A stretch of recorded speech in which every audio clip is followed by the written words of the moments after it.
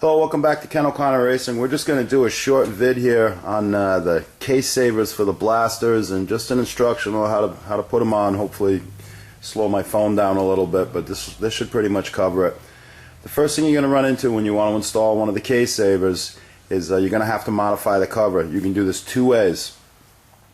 First thing you can do is you can just cut off the complete chain guard, but I really don't recommend that. If you've got motocross boots on all the time, in other words, if you're wearing boots that don't have laces in them, that's going to be fine.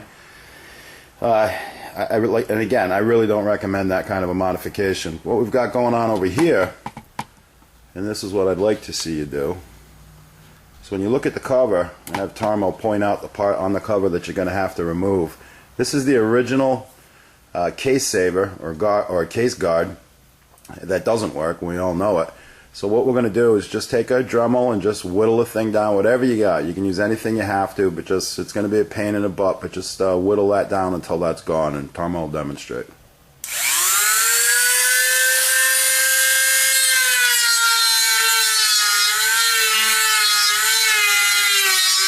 Tarmo finished modifying the cover, and what he did is he just relieved that stock factory case guard or saber that all of us know doesn't work anyway, and it looks like he's left about 1/8 of an inch, just higher than that cover.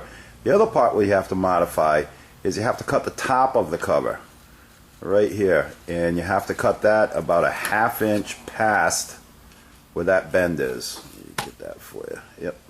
So just cut that nice and straight, and that's just for clearance on the top part of the case saver. Next thing we'll do is we'll show you the components of the case saver and how to do your assembly. Here's the components that you get with the kit. This is a 50mm Allen head 6x1. This is a 30mm Allen. You're going to get this device right here. We're going to call this the anchor with the top spacer. That's got a button head on the top of it. This is going to come assembled, so you won't have to put this together because there is some alignment involved. And you get the second spacer and the actual guard itself, and we'll show you how we put all of this together next. Next thing you're going to do is you're going to take this screw out. We're going to go ahead and install the case saver. Before you get started, you want to clean two areas. That's where we remove that bolt from the cases. Just make sure you get all the dirt out of there. You want a nice tight seal. And the other spot is right underneath the sprocket, this little mystery boss on these cases they don't use.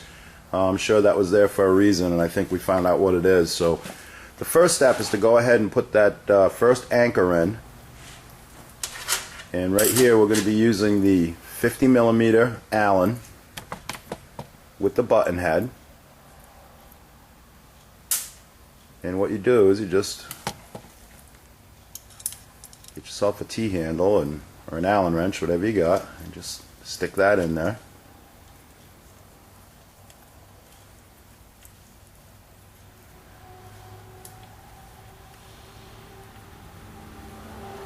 Seven foot-pounds of torque on that bolt. Next step is we're going to take the 30mm bolt, install it in the bottom of the case saver, put your spacer in, and then install the lower bolt into the mystery boss. And you take your button head screw and you get that started in the top, and then go ahead and tighten everything up. Again, 7 foot-pounds. Well, that's what you got. That's the case saver installed. That's actually installed with a 13-tooth front sprocket. These will work with 12, 13, 14. 15 is going to be tight. If you absolutely have to have one and you have a 15-tooth front sprocket, give us a call and we can do some modifications. I'm sure we can get one to fit in there. But that's what you got. There's been some dialogue about making these out of plastic, that supposedly it's going to take the shock a little bit better. There shouldn't be any shock. If this is built correctly, it's not made to take shock. All this thing is designed to do is keep your chain from getting wrapped up in this area right here, which is what it does. The links fold up, come in here, and then smash the cases. That can't happen if it's properly designed. All of the major manufacturers, OEM bikes, they're all using the same thing. It's pretty much just like this, but I'm going to have Tarmo pull the back of this chain and simulate a chain coming off and what this thing's supposed to do. just like a ripcord, works perfect. The next thing we're going to do is we're going to put the cover back on and show you the final assembly. And that's it. That's the final assembly. I think the installation of the guard takes less time than it does to modify the original cover, but you can get through this. It's a pretty slick job, and it'll definitely work. If you're interested in getting one of these, you can contact me, KenO'ConnorRacing.com on the web, or you can just give me a call, 860-230-5003.